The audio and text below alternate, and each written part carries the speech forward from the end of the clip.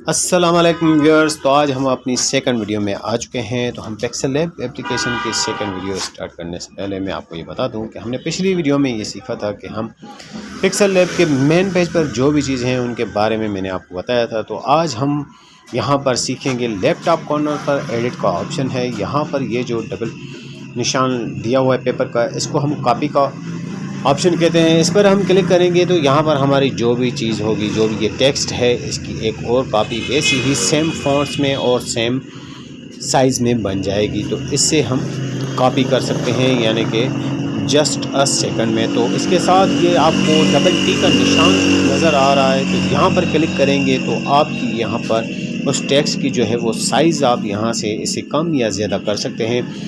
तो आप जितनी मर्ज़ी चाहें आप यहाँ से इसकी साइज़ कर सकते हैं। ये 281 तक इसकी साइज़ बढ़ सकती है। तो हम यहाँ पर अपने अकॉर्डिंग जो है वो ले रहे हैं साइज़। उसके बाद हम फिर आते हैं एडिट वाले ऑप्शन पर। ये जो आपको एक थोड़ा सा गोलनुमा दायरा दिखा दे रहे हैं, इसको बोलते हैं रोटेट पोजीशन। तो हम अपनी इस टेक्स्ट को कितने एंगल पर रखना चाहते हैं, कितनी पोजीशन पर रखना चाहते हैं, हम इसे कितना रोटेट करना चाहते हैं। आप अगर राइट साइड पर कर्सर को लेकर जाएंगे तो ये राइट साइड पर घूमेगा, और अगर आप इसी कर्सर को लेफ़्ट साइड पर लेकर जाएंगे यानी कि माइनस डिग्री पर, तो ये 180 माइनस में जाएगा। तो ये इस तरीके से जो है इसकी रोटेट पोजीशन आप अपनी टेक्स्ट की सेट कर सकते हैं। उसके बाद ये नीचे 4 एरो के ऑप्शन जो आपको नज़र आ रहे हैं, अगर हम इन पर क्लिक करेंगे तो हमें फिर क्या होगा ये आप दिखा सकते हैं। हम इन पर क्लिक करते हैं और आपको समझाते हैं कि ये एरोज़ जो है वो किस तरीके से यूज़ किए जाते हैं। अब यहाँ पर जनाब ये आपको 6 पॉइंट्स मिल रही हैं। यहाँ पर आपको जो है लेफ़्ट टॉप कॉर्नर पर, जो लेफ़्ट टॉप पर अगर आप इसे क्लिक करेंगे तो ये लेफ़्ट साइड पर चला जाएगा बिल्कुल स्टार्टिंग पॉइंट पर। और अगर हम इसे अभी राइट साइड वाले एरो पर क्लिक करेंगे तो ये राइट साइड पर एकदम हमारी जो है वो टेक्स्ट चली जाएगी। और ये सेंटर वाले ऑप्शन पर अगर हमने क्लिक करना है तो ये टेक्स्ट जो है हमारे सेंटर पर आ जाएगी। और इसी तरीके से नीचे जो 3 ऑप्शन हैं, इसमें लेफ़्ट साइड वाले एरो पर अगर हम क्लिक करेंगे तो ये हमारी टेक्स्ट टॉप पर चली जाएगी। तो हम यहाँ पर लेफ़्ट साइड वाले एरो पर क्लिक करते हैं और ये टॉप पर चली जाएगी। अब यहाँ पर हम राइट साइड वाले एरो पर अगर हम क्लिक करेंगे तो यही टेक्स्ट हमारी बिल्कुल नीचे साइज़ पर आ जाएगी। तो ये नीचे आ चुकी है। सेंटर वाले पर हमने अगर क्लिक करेंगे तो ये हमारे पेपर के सेंटर पर आ जाएगी जो है वो हमारी ये टेक्स्ट। तो यहाँ पर ये आपने इस एरोज़ का भी फंक्शन देख लिया। इसका नाम है रिलेटिव पोजीशन। और इसके साथ ये जो आपको कलर का बॉक्स एक नज़र आ रहा है, तो हम यहाँ पर इस टेक्स्ट का कलर जो है वो चेंज कर सकते हैं। अब हम कलर के ऑप्शन में आ चुके हैं। यहाँ पर आप सॉलिड कलर भी इस्तेमाल कर सकते हैं, यानी कि एक ही किस्म का कलर भी इस्तेमाल कर सकते हैं। आप कोई सा भी कलर यहाँ पर जो है वो इस्तेमाल कर सकते हैं। और इसके बाद जनाब ये जो नीचे आपको इस कलर के नीचे एक ग्रेडिएंट का ऑप्शन नज़र आ रहा है, अगर हम यहाँ पर ग्रेडिएंट पर क्लिक करेंगे तो जनाब हम क्या कर सकते हैं कि हम यहाँ से इस टेक्स्ट को जो है वो 2, 3, 4, 5 जितने भी कलर हम चाहें वो इसको हम अपनी मर्ज़ी के मुताबिक जो है वो दे सकते हैं। तो हम चलते हैं कि मैं आपको ये ग्रेडिएंट का ऑप्शन पूरी डिटेल के साथ समझाऊं। तो ग्रेडिएंट पर हम क्लिक करेंगे, उसके बाद हमने यहाँ पर ये प्लस के आइकॉन पर क्लिक करना है। प्लस के आइकॉन पर हम जैसे ही क्लिक करेंगे तो ये जो है जनाब हमें आगे पूरे कलर वाले ऑप्शन पर लेकर जाएगा। ये हम कलर वाले ऑप्शन पर आ चुके हैं। अब ये राइट साइड पर आप एक एरो देख रहे हैं, हमने इस पर क्लिक करना है और नीचे नीचे आपको कलर का बॉक्स नज़र आ रहा है, इस पर क्लिक करेंगे। आप यहाँ से कोई सा भी कलर सिलेक्ट कर सकते हैं। मैं यहाँ पर येलो कलर सिलेक्ट कर देता हूँ। आप यहाँ से कलर को लाइट और डार्क कर सकते हैं जिस हिसाब से आप अपने कलर को सेट करना चाहें। तो हम लेफ़्ट साइड वाले एरो पर क्लिक करेंगे और फिर दोबारा हम उसी कलर वाले बॉक्स पर क्लिक करेंगे और यहाँ से मैं ब्लू कलर सेलेक्ट कर लेता हूँ। और यहाँ पर आप कलर को डार्क और लाइट अपनी मर्ज़ी के हिसाब से कर सकते हैं। तो ये इस तरीके से आपका हॉरिजॉन्टल जो है इसके कलर चेंज हो चुके हैं। ये आपके जिस तरह आपको यहाँ पर दिखाई दे रहा है, इसी तरीके से आपके 2 कलर जो है आपके टेक्स्ट पर आ चुके हैं। अब अगर आप मज़ीद कलर ऐड करना चाहते हैं तो ये ऊपर राइट साइड पर जो प्लस का आइकॉन आपको नज़र आ रहा है, इस पर अगर आप क्लिक करेंगे तो एक एरो और ऐड हो जाएगा। और उस पर क्लिक करने के बाद हमने कलर वाले बॉक्स पर क्लिक करना है और यहाँ से आप कोई सा भी कलर सेलेक्ट करके उसको जो है लाइट और डार्क कर सकते हैं। उसके बाद ये देखें हमारे 3 कलर जो है हमारे टेक्स्ट को आ चुके हैं। और अगर आपने किसी भी एरो को, किसी भी कलर को डिलीट करना है तो माइनस वाले ऑप्शन पर क्लिक करेंगे तो वो आपका कलर जो है रिमूव हो जाएगा। उसके बाद ये आपको नीचे जो है वो एक ये ऑप्शन नज़र आ रहा है, इस पर अगर आप क्लिक करेंगे तो ये कलर आपके चेंज होंगे। और उसके बाद जनाब ये आप इसको इस तरीके से वर्टिकल में भी कर सकते हैं। आप हॉरिजॉन्टल में कलर चेंज नहीं करना चाहते, वर्टिकल में करना चाहते हैं तो आप इसे यहाँ से भी घुमा सकते हैं। और इसके बाद जनाब अब इसके नीचे जो ऑप्शन है, ये 2 एरो जो एक साथ में हैं आपको दिखाई दे रहे हैं, तो इनकी मदद से आप क्या कर सकते हैं कि आप राइट साइड वाला कलर जो है वो लेफ़्ट साइड पर मूव कर सकते हैं और लेफ़्ट साइड वाला कलर जो है वो राइट साइड पर आप इसको मूव कर सकते हैं। तो ये एक ही क्लिक से जो है आपका उधर का कलर उस साइड पर चला जाएगा और उधर वाला कलर उस साइड पर चला जाएगा। और इसके बाद जनाब ये देखें आपका उधर वाला कलर उधर चला गया और उस साइड वाला कलर उस तरफ आ चुका है। तो अब यहाँ पर हम जो है देखते हैं, ये लेफ़्ट टॉप पर आपको एक जो है ऑप्शन नज़र आ रहा था, यहाँ से कलर हमने दोबारा जो है वो सेट करने हैं उसी तरीके से जिस तरीके से सेट किए हुए थे, ताकि आपको बात समझ में आ सके सही तरीके से।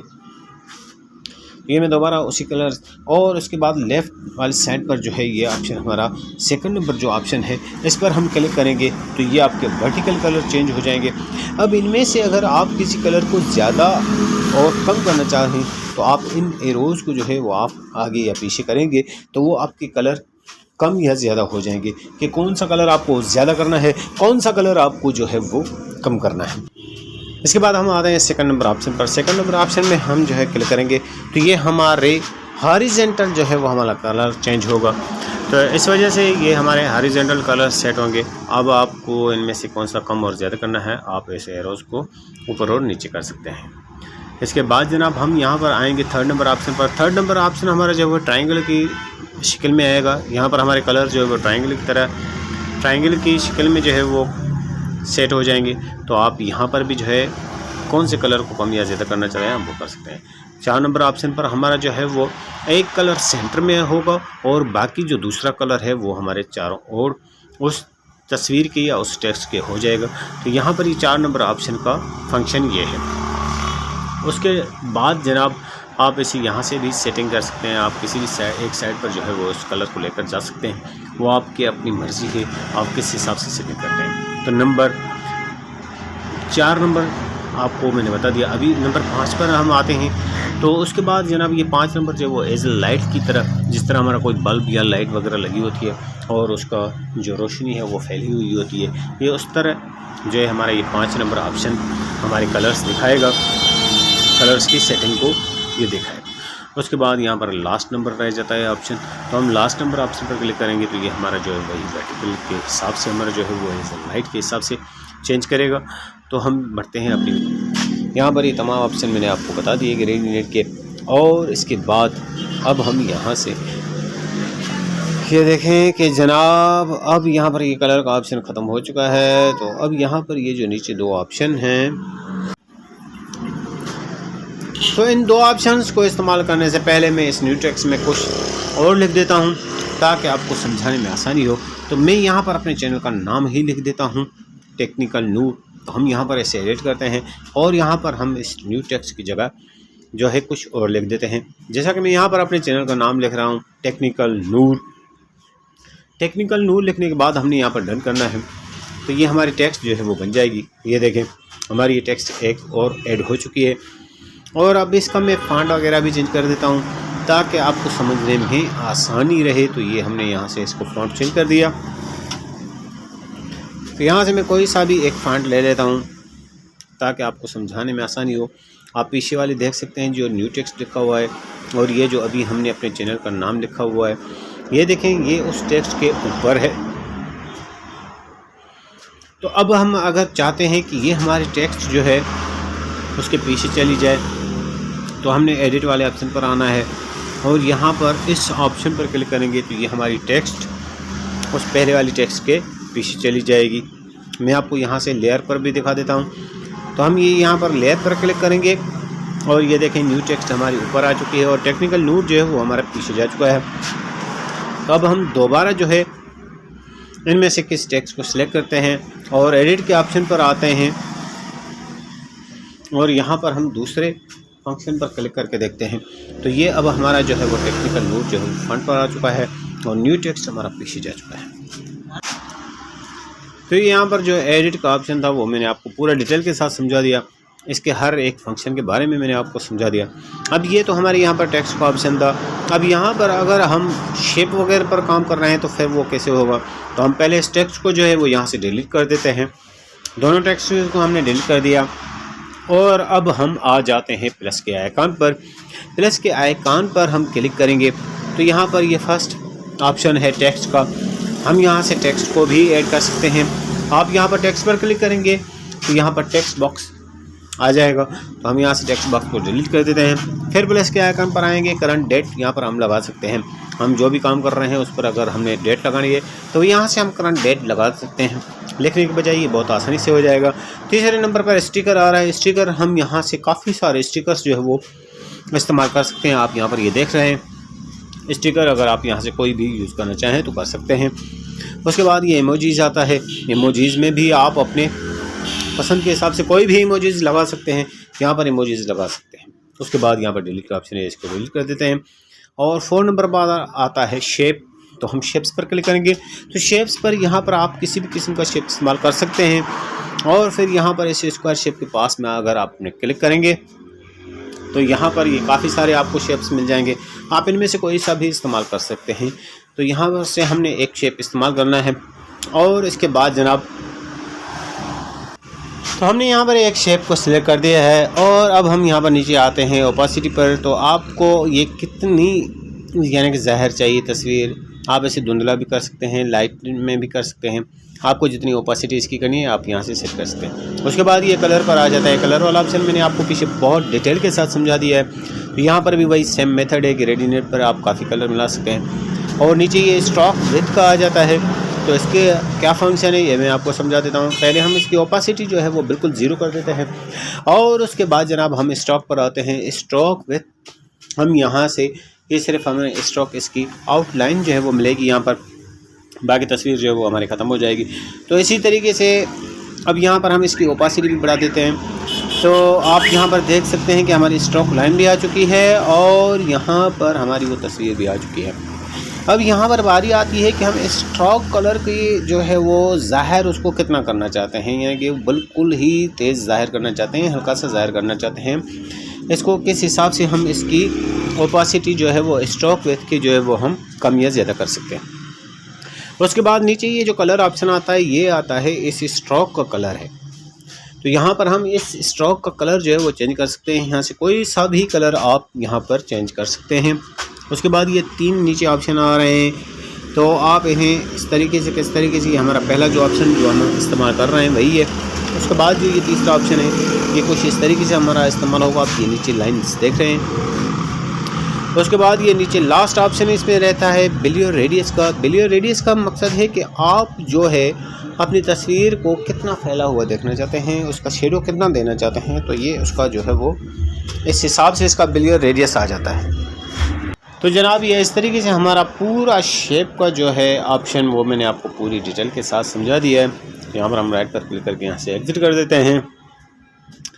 तो जनाब अब यहाँ पर हम आते हैं वही एडिट वाले ऑप्शन पर, दोबारा लोड कर आए हैं। तो यहाँ पर ये कॉपी इसकी सेम कॉपी बन जाएगी जिस तरीके से हमने पहले टेक्स्ट की कॉपी बनाई थी। और उसके बाद जनाब हम दोबारा एडिट पर आएंगे। तो यहाँ पर ये एरो का निशान जो आपको दिखाई दे रहा है ये इसकी साइज़ का है कि आप इसकी साइज़ जो है वो यहाँ से बढ़ा सकते हैं नंबरिंग के हिसाब से और वैसे भी बढ़ा सकते हैं। उसके बाद हम यहाँ पर ये रिलेटिव पोजीशन वाले ऑप्शन पर आते हैं। इसके बारे में मैं आपको पहले सब कुछ समझा चुका हूँ कि कौन से एरो पर किधर जाती है पिक्चर या एलिमेंट, कौन सी साइड पर, और ये रोटेट पोजीशन रोटेट एंगल का है। तो यहाँ पर ये जो है आप अपने शेप को किस एंगल पर खड़ा करना चाहते हैं। तो अब यहाँ पर ये नीचे वाले 2 ऑप्शन इस्तेमाल करने के लिए हमने पहले जो है इसकी एक और कॉपी बना लेनी है। इसकी एक और कॉपी बनाएंगे और यहाँ पर हम इस सेकंड वाले ऑप्शन पर आएंगे और यहाँ पर हम ये कलर वाले ऑप्शन पर आएंगे। कलर्स के बारे में मैंने आपको समझा दिया है, इसका हम कलर चेंज कर रहे हैं ताकि आपको बात समझ में आ सके। तो अब ये रेड कलर का जो है हमारा एक शेप है जो है वो पिंक कलर के शेप के ऊपर है। तो अब हम चाहते हैं कि हमारा रेड कलर का शेप जो है वो पीछे की जानिब चला जाए, तो हम इसे ये यहाँ से क्लिक करेंगे तो ये टू बैक चला जाएगा। और अब अगर हम चाहते हैं कि हमारा जो है वो ये फ्रंट पर आ जाए, जो हमारा रेड कलर का शेप है वो फ्रंट पर आ जाए, तो हम दूसरे वाले ऑप्शन पर क्लिक करेंगे। तो यहाँ पर ये जो है हमारा टू बैक और टू फ्रंट का ऑप्शन है, जो आपको पूरी डिटेल के साथ मैंने समझा दिया। मुझे उम्मीद है कि आज की वीडियो जो है वो जनाब आपको बहुत ही समझ में आ चुकी होगी। तो हम मज़ीद आगे बढ़ते हैं, क्योंकि हमारे 2-3 ऑप्शंस जो वो प्लस वाले आइकॉन में रह चुके हैं, तो उन बाकी 3-4 ऑप्शंस के बारे में आपको डिटेल के साथ बता दूंगा, तो ताकि ये हमारा प्लस वाला जो है ऑप्शन भी पूरा हो जाए। तो हमने शेप्स पर आ चुके थे, अब हम फ्रॉम गैलरी पर आते हैं। फ्रॉम गैलरी पर हम क्लिक करेंगे तो जनाब हमारे डिवाइस की हम गैलरी में चले जाएंगे, और डिवाइस की गैलरी में से हम कोई सी भी तस्वीर, कोई सी भी टेक्स्ट जो है वो हम यहाँ पर ला सकते हैं। फॉर एग्जांपल मैं यहाँ पर ये एक तस्वीर को चूज़ कर लेता हूँ।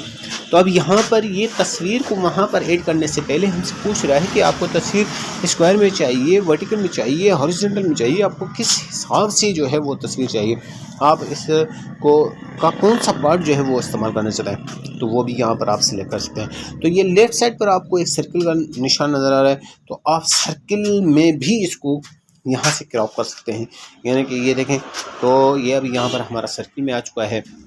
इसके बाद हम प्लस के आइकन पर आते हैं, और यहाँ पर लास्ट ऑप्शन है ड्रा का। ड्रा पर हम क्लिक करते हैं, तो यहाँ पर ये देखें, हम ड्रा के लिए कोई सा भी कलर ले लेते हैं। ये यहाँ पर ड्रा हम अपने हिसाब से ड्राइंग कर सकते हैं। उसके बाद ये फिल इनसाइड का ऑप्शन है, हम यहाँ पर जो सर्कल लगाएंगे उसके अंदर जो भी है ये ऑटोमेटिक इस फिल इनसाइड से भर जाएगा। उसके बाद ये डैश का था वो ऑप्शन कर दिया। उसके बाद जो है नियॉन इफेक्ट का था, उसमें थोड़ी सी धुंधली सी वो डैश होते हैं। उसके बाद ये वीडियो रेडियस है, इसमें और धुंधलापन आ जाता है। और जनाब यहाँ पर ये इरेज़र का ऑप्शन है, इरेज़र के ऑप्शन पर हम क्लिक करेंगे, यहाँ पर हम ये इरेज़र भी इस्तेमाल कर सकते हैं। जो भी कुछ हमने ड्राइंग बनाई है उसको हम इरेज भी कर सकते हैं। तो ये इस तरीके से हमारा जो है ड्रा का ऑप्शन जो है वो पूरा इस्तेमाल करना मैंने आपको सिखा दिया। उसके बाद हम यहाँ पर ये से इरेज करके, उम्मीद है कि आज की क्लास आपको बहुत सारी आज की क्लास में आपको मालूमात मिल चुकी होगी। तो हम इंशाल्लाह बहुत जल्द मिलेंगे अपनी अगली एपिसोड में, और पिक्सल लैब के जानेंगे और ज़्यादा फंक्शन। तब तक आप खैरियत से रहें। अल्लाह हाफ़िज़। हम बहुत जल्द ही मिलेंगे नेक्स्ट वीडियो में।